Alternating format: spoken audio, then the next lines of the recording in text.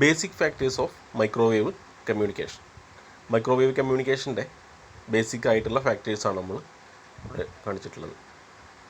ഇതിലുള്ളത് cavity resonators, microwave vacuum tubes, klystron, TWT എന്ന് പറയും, travelling wave tube, tunnel diode. ഇതിലെ ബേസിക് ആയിട്ടുള്ള ഫാക്ടേഴ്സാണ് ഒരു മൈക്രോവേവ് കമ്മ്യൂണിക്കേഷൻ. അതിൽ ക്യാവിറ്റി റെസൊണേറ്റേഴ്സ് നോക്കുകയാണെങ്കിൽ മൈക്രോവേവ് ഇതിൻ്റെ ഫ്രീക്വൻസികളെ, മൈക്രോവേവ് ഫ്രീക്വൻസികൾക്ക് അതിനായിട്ടുള്ള ട്യൂൺഡ് സർക്യൂട്ടായിട്ടാണ് സാധാരണ ഈ ഒരു മൈക്രോവേവ് റെസൊണേറ്റേഴ്സ് പ്രവർത്തിക്കുന്നത്. ആ ഫ്രീക്വൻസികളെ ഉൾക്കൊള്ളാൻ കഴിയുന്ന മെറ്റാലിക് ഹോളോ ട്യൂബുകളാണെന്ന് മൈക്രോവേവ് റെസൊണേറ്റേഴ്സ് എന്ന് പറയുന്നത്. അതിന് പ്രധാന കുറേ ആപ്ലിക്കേഷൻസ് ഉണ്ട്. ഫിൽറ്ററുകളായിട്ടും ഓസിലേറ്റേഴ്സായിട്ടും ഫ്രീക്വൻസി മീറ്റേഴ്സായിട്ടും ട്യൂൺഡ് ആംപ്ലിഫയേഴ്സായിട്ടൊക്കെ എന്ത് ചെയ്യുന്നുണ്ട്, ഈ ഒരു മൈക്രോവേവ് റെസൊണേറ്റേഴ്സ് ഉപയോഗിക്കുന്നുണ്ട്. സാധാരണ this operator are very similar to the series and parallel RLC resonance circuit. RLC resonance സർക്യൂട്ടുകളിന് സമാനമായിട്ടാണ് എന്ത് ഇതിൻ്റെ പ്രവർത്തനം എന്ന് പറയുന്നത്. അതിലേക്ക് സിഗ്നൽ കൊടുത്തു കഴിഞ്ഞാൽ ആ സിഗ്നൽ അനുസരിച്ചിട്ട് എന്ത് ചെയ്യുന്നു, അത് റെസൊണൻസ് സർക്യൂട്ടുകൾ പോലെ എന്ത് ചെയ്യുന്നു, പ്രവർത്തിക്കും. റെസൊണൻസ് സർക്യൂട്ട് എന്താണെന്ന് നമുക്കറിയാം. അപ്പോൾ അവിടെ RLC റെസൊണൻസ് സർക്യൂട്ട് എന്ന് പറഞ്ഞു കഴിഞ്ഞാൽ റെസിസ്റ്ററും ഇൻഡക്ടറും കപ്പാസിറ്ററും ഉപയോഗിച്ചിട്ടുള്ള റെസൊണൻസ് സർക്യൂട്ട് ഉപയോഗിക്കുമ്പോൾ അത് നമുക്കറിയാം, അതിൽ ഒന്നുമില്ലെങ്കിൽ ഇൻഡക്റ്റീവ് റിയാക്റ്റൻസും കപ്പാസിറ്റീവ് റിയാക്റ്റൻസും രണ്ടും ഉണ്ടായിരിക്കും. ഇൻഡക്റ്റീവ് റിയാക്റ്റൻസും ഉണ്ടാവും, കപ്പാസിറ്റീവ് റിയാക്റ്റൻസും ഉണ്ടായിരിക്കും. ഇത് രണ്ടും തുല്യമാവുന്ന അവസ്ഥയിൽ പ്രൊഡ്യൂസ് ചെയ്യുന്ന ഫ്രീക്വൻസിക്കാണ് നമ്മൾ എന്ത് പറയുന്നത്. ഇതിൽ രണ്ട് ഇൻഡക്റ്റീവ് റിയാക്റ്റൻസും കപ്പാസിറ്റീവ് റിയാക്റ്റൻസും ഉണ്ടാകുന്ന സമയത്ത് ഒന്നുകിൽ ഇൻഡക്റ്റീവ് റിയാക്റ്റൻസ് കൂടുതലായിരിക്കും, അല്ലെങ്കിൽ കപ്പാസിറ്റീവ് റിയാക്റ്റൻസ് കൂടുതലായിട്ട് വരാം. ഈ ഒരു ഫ്രീക്വൻസി റേഞ്ചിൽ ഈ രണ്ട് ഫ്രീക്വൻസികളും ഇൻഡക്റ്റീവ് റിയാക്റ്റൻസും കപ്പാസിറ്റീവ് റിയാക്റ്റൻസും തുല്യമാവുന്ന ആ ഒരു ഫ്രീക്വൻസി റേഞ്ചിനാണ് നമ്മൾ എന്ത് പറയുന്നത്, റെസൊണൻസ് ഫ്രീക്വൻസി എന്ന് പറയുന്നത്. അപ്പോൾ ആ ഒരു ഫ്രീക്വൻസി പോലെ പ്രൊഡ്യൂസ് ചെയ്തിട്ട് പ്രവർത്തിക്കുന്നതാണ് എന്ത്, ഈ ഒരു മൈക്രോവേവ് റെസൊണേറ്റേഴ്സ് എന്ന് പറയുന്നത്. സാധാരണ നമ്മൾ പറഞ്ഞ പോലെ തന്നെ വേവ് ഗൈഡുകൾ പറഞ്ഞ പോലെ തന്നെ ഉള്ള സ്പേസുള്ള ഒരു മെറ്റാലിക് ട്യൂബുകളായിട്ടാണ് സാധാരണ അത് ഉപയോഗിക്കുന്നത്. ട്രാൻസ്മിറ്ററുകളിലും അതുപോലെ തന്നെ റിസീവറുകളിലും ഈ ഒരു ഇതിൻ്റെ സാന്നിധ്യം ഉണ്ടായിരിക്കും. ഈ ഒരു ക്യാവിറ്റി റെസൊണൻസ് ഉപയോഗിക്കുന്നത് മൂലം എന്ത് സംഭവിക്കും, അതിന് പവർ ലോസ് വളരെ കുറയും. ഒരു ബാൻഡ് പാസ് ഫിൽറ്റർ പോലെ എന്ത് ചെയ്യുന്നുണ്ട്, പ്രവർത്തിക്കുന്നുണ്ട്. മൈക്രോവേവ് റെസൊണേറ്റേഴ്സ് അതിൻ്റെ പ്രധാനമായിട്ടുള്ളൊരു ഭാഗമാണ്. ഇനി ക്ലിസ്ട്രോൺ നോക്കുകയാണെങ്കിൽ അടുത്ത സെക്ഷനായിട്ട് വരുന്നതാണെന്ത്, ക്ലിസ്ട്രോൺ.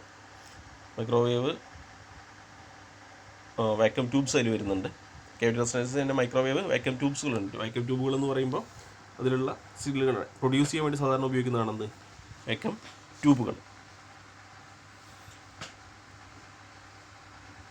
അത്തരം ഫ്രീക്വൻസികളെ പ്രൊഡ്യൂസ് ചെയ്യുന്നത് ആരാണ്, ഈ ഒരു വാക്യൂം ട്യൂബുകൾ ഉപയോഗിച്ചിട്ടാണ് എന്ത് ചെയ്യുന്നത്, പ്രൊഡ്യൂസ് ചെയ്യുന്നത്. അപ്പോൾ മൈക്രോവേവ് റെസൊണൻസിൽ ആ ഒരു കാര്യം കൂടി എന്ത് ചെയ്യണം, ഓർത്ത് വയ്ക്കണം. മൈക്രോവേവ് വാക്യൂം ട്യൂബ്സുകളതിൽ സാധാരണ ഉപയോഗിക്കുന്നുണ്ട്. പിന്നെ ക്ലിസ്ട്രോൺ എന്ന് പറയുമ്പോൾ ഇതൊരു മൈക്രോവേവിൻ്റെ ആംപ്ലിഫയർ ആയിട്ടാണ് എന്ത് ചെയ്യുന്നത്, പ്രവർത്തിക്കുന്നത്. ഒരു അതിൻ്റെ ഒരു ഡയഗ്രാം അവിടെ താഴെ കാണിച്ചിട്ടുണ്ട്.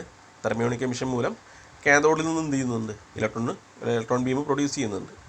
അതിനെ ബഞ്ചർ ആൻഡ് കാച്ചർ ക്യാവിറ്റി അതിനിടയിലൂടെ കടത്തിവിട്ടിട്ട് എന്ത് ചെയ്യുന്നു, അതിൻ്റെ ബീമിൻ്റെ ആംപ്ലിഫൈ ചെയ്യുന്ന സംവിധാനമാണത് ക്ലിസ്ട്രോൺ എന്ന് പറയുന്നത്. ഇലക്ട്രോൺ ബീം കടന്നു പോകുന്നത് കാണിച്ചിട്ടുണ്ട്. അവിടെ കാഥോഡുണ്ട്, ഒരു കളക്ടർ സെക്ഷൻ ഉണ്ട്. അതിനിടയിലൂടെ ബഞ്ചർ ക്യാവിറ്റിയും മൈക്രോവേവിൻ്റെ ഇൻപുട്ട് എന്ന് പറയുന്ന സെക്ഷൻ. അതിനുശേഷം ഒരു ഡ്രിഫ്റ്റ് സ്പേസിനുള്ളിലാണ് എന്ത് വരുന്നത്, ഈ ഒരു ബഞ്ചർ ക്യാവിറ്റിയും കാച്ചർ ക്യാവിറ്റിയും വരുന്നുണ്ട്. അതിലൂടെയാണ് എന്ത് വരുന്നത്, മൈക്രോവേവിൻ്റെ ഔട്ട്പുട്ട് എന്ന് പറയുന്നത്. മൈക്രോവേവ് സിഗ്നൽ അതിലൂടെ കൊടുത്തിട്ട് എന്ത് ചെയ്യുന്നു, അതിനെ ആംപ്ലിഫൈ ചെയ്തെടുക്കുന്ന സംവിധാനമാണ് ഉപയോഗിക്കുന്നത്. അപ്പോൾ മൈക്രോവേവിൻ്റെ ആംപ്ലിഫയർ ആയിട്ട് പ്രവർത്തിക്കുന്ന സംവിധാനമാണത് ക്ലിസ്ട്രോൺ എന്ന് പറയുന്നത്. അപ്പോൾ അതിൻ്റെ ബേസിക് ആയിട്ടുള്ളൊരു സ്ട്രക്ചറാണ്. പിന്നെ TWT എന്ന് പറഞ്ഞു, ട്രാവലിംഗ് വേവ് ട്യൂബ്. ഇതൊരു സാറ്റലൈറ്റ് കമ്മ്യൂണിക്കേഷൻ രീതിയിലാണ് എന്ത് ചെയ്യുന്നത്, ഈ ഒരു TWT സാധാരണ ഉപയോഗിക്കുന്നത്. ആ സാറ്റലൈറ്റ് കമ്മ്യൂണിക്കേഷനിൽ മൈക്രോവേവ് ആംപ്ലിഫയർ ആയിട്ടാണ് എന്ത് ചെയ്യുന്നത്, ഉപയോഗിക്കുന്നത്. ഉയർന്ന ബാൻഡ് വിഡ്ത്തുള്ള ലാർജ് ബാൻഡ് വിഡ്ത്ത് സിഗ്നലുകളെ ട്രാൻസ്മിഷനാണ് എന്ത് ചെയ്യുന്നത്, ഈ ഒരു TWT ഉപയോഗിക്കുന്നത്. പിന്നെ നമുക്കറിയാം ടണൽ ഡയോഡ്. ഡയോഡ് എന്ന് പറയുമ്പോൾ സാധാരണ സെമി കണ്ടക്ടർ ഡയോഡ് പോലെ തന്നെയുള്ള ഡയോഡാണ്. Fast semiconductor diode operate in to microwave radio frequency region. മൈക്രോവേവിൽ പ്രവർത്തിക്കുന്ന ഡയോഡുകളാണെന്ത് ഈ ഒരു ടണൽ ഡയോഡുകളെന്ന് പറയുന്നത്. Tunnel diode other name is Esaki diode എന്നും പറയാറുണ്ട്. ടണൽ ഡയോഡ് അല്ലെങ്കിൽ ഇസാക്കി ഡയോഡ് എന്ന് പറയും. ഇസാക്കി ഡയോഡ് എന്ന് പറയാൻ കാരണം അത് കണ്ടുപിടിച്ച ആളുടെ പേരിലാണ് എന്ത് അറിയപ്പെടുന്നത്. ജപ്പാനീസിലെ ഒരു PhD വിദ്യാർത്ഥിയായിട്ടുള്ള ഇസാക്കിയാണ് ഈ ഒരു ഗവേഷണ ഫലമായിട്ട് കണ്ടെത്തിയിട്ടുള്ളൊരു ഡയോഡാണെന്ത് ഈ ഒരു ടണൽ ഡയോഡ് എന്ന് പറയുന്നത്. അപ്പോൾ ടണൽ ഡയോഡിൻ്റെ ചില പ്രത്യേകതകൾ ഈ മൈക്രോവേവിന് വളരെ അനുയോജ്യമാണ്. മൈക്രോവേവിൽ പ്രവർത്തിക്കുന്ന ഡയോഡാണെന്ന് പറയുന്നത് ടണൽ ഡയോഡ് എന്ന് പറയുന്നത്. അപ്പോൾ ടണൽ ഡയോഡും മൈക്രോവേവ് കമ്മ്യൂണിക്കേഷനിൽ സാധാരണ ഉപയോഗിക്കുന്നതാണ്.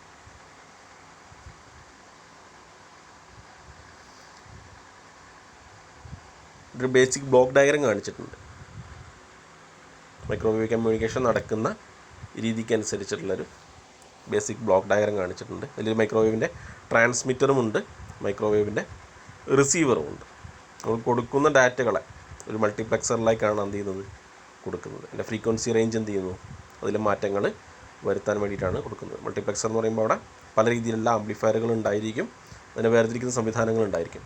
ഇവിടെ വോയിസ് ഡാറ്റയും വീഡിയോ ഡാറ്റയാണ് കൊടുക്കുന്നത്. ഓഡിയോ വീഡിയോസിനെല്ലാം ഒന്നിച്ച് കൊടുക്കുന്ന പോലെയാണ് അതിൽ കാണിച്ചിട്ടുള്ളത്. അതിനുശേഷം എന്ത് ചെയ്യുന്നു അതിനെ മോഡുലേറ്റ് ചെയ്യുന്നു. ആ സിഗ്നലിനെ ഒരു അപ്പ് കൺവേർട്ടർ ഉപയോഗിച്ചിട്ട് മൈക്രോവേവിൻ്റെ ഫ്രീക്വൻസി റേഞ്ചിലേക്ക് എന്ത് ചെയ്യുന്നു അതിനെ ഫ്രീക്വൻസി കൂട്ടിയിട്ട് അതിനെടുക്കുന്നു. അതിനെ RF ആയിട്ട് എന്ത് ചെയ്തു ട്രാൻസ്മിറ്റ് ചെയ്യാൻ വഴി അന്തരീക്ഷത്തിലേക്ക് ട്രാൻസ്മിറ്റ് ചെയ്യും. ഈ ട്രാൻസ്മിറ്റ് ചെയ്യുന്നത് നേരിട്ട് ട്രാൻസ്മിറ്റ് ചെയ്യുന്ന രീതികൾ ഉപയോഗിക്കുന്നുണ്ട്. അതോടൊപ്പം തന്നെ സാറ്റലൈറ്റിലേക്കുള്ള കമ്മ്യൂണിക്കേഷൻ രീതികളും ഉപയോഗിക്കുന്നുണ്ട്. അപ്പോൾ സാറ്റലൈറ്റ് കമ്മ്യൂണിക്കേഷനൊക്കെ ആണെങ്കിൽ സാറ്റലൈറ്റിൽ നിന്ന് തിരിച്ചിട്ടാണ് ഈ സിഗ്നലുകൾ റിസീവറിലേക്ക് എത്തുന്നത്. റിസീവിങ് ആൻഡ് ഉപയോഗിച്ച് എന്ത് ചെയ്യുന്നു സിഗ്നൽ സ്വീകരിക്കുന്നു. RF ആയിട്ട് വരുന്ന സിഗ്നൽ അതിനെ നേരെ എന്ത് ചെയ്യുന്നു അത് ഫസ്റ്റ് തന്നെ ചെയ്യുന്നത് ഡൗൺ കൺവേർട്ടറിലേക്കാണ് കൊടുക്കുന്നത്. നമ്മൾ ആംപ്ലിഫൈ ചെയ്തപ്പോൾ അതിന് എന്ത് ചെയ്തിട്ടുണ്ട് അപ്പ് കൺവേർട്ടറിൽ കൊടുത്തിട്ട് അതിൻ്റെ ഫ്രീക്വൻസി റേഞ്ച് വളരെ കൂട്ടിയിട്ടുണ്ട്. അപ്പോൾ അവിടെ എത്തുമ്പോൾ എന്ത് ചെയ്യുന്നു റിസീവറിൽ പിടിച്ചെടുക്കുമ്പോൾ തന്നെ ആദ്യം അതിനെ ഒരു ലോ സിഗ്നലാക്കിയിട്ട് അതിനെ കൺവേർട്ട് ചെയ്യും, ആംപ്ലിഫൈ ചെയ്യും. അതിനോടൊപ്പം തന്നെ ഒരു ലോ സിഗ്നലായിട്ട് അതിനെ കൺവേർട്ട് ചെയ്യും. അതിനുശേഷം ഡിമോഡുലേറ്ററിലേക്ക് എത്തിച്ചിട്ട് ഡിമോഡുലേറ്റ് ചെയ്യുന്നു. മൾട്ടിപ്ലക്സറിൽ വെച്ച് അതിനെ വേർതിരിക്കും. ഇങ്ങനെയൊക്കെയാണ് അവിടെ മൾട്ടിപ്ലക്സറിൽ കൂട്ടിച്ചേർത്ത് അതിനനുസരിച്ചിട്ട് എന്ത് ചെയ്യുന്നു ഇവിടെ വെച്ചിട്ട് അതിനെ വേർതിരിച്ചെടുക്കും. എന്നിട്ട് ഔട്ട്പുട്ടായിട്ട് തരുന്ന സംവിധാനമാണ് സാധാരണ ഉപയോഗിക്കുന്നത്. അപ്പോൾ സാധാരണ കമ്മ്യൂണിക്കേഷൻ രീതി പോലെ തന്നെയാണ് ഉള്ളത്. പിന്നെ ബ്ലോക്ക് ഡയഗ്രാം ഒന്ന് എന്ത് ചെയ്യുക നോക്കി മനസ്സിലാക്കുക. അപ്പോൾ മൈക്രോവേവ് കമ്മ്യൂണിക്കേഷനിൽ എൻ്റെ ബേസിക്കായിട്ടുള്ള കുറച്ച് കാര്യങ്ങൾ പറയുമ്പോൾ ഇത്രയും കാര്യങ്ങൾ നമ്മൾ എന്ത് ചെയ്യണം ഓർത്ത് വയ്ക്കണം. അതിനുശേഷം പിന്നെ പറയാനുള്ളത് അതിൻ്റെ ആൻറ്റിന സിസ്റ്റത്തിനെ കുറിച്ചിട്ടാണ്.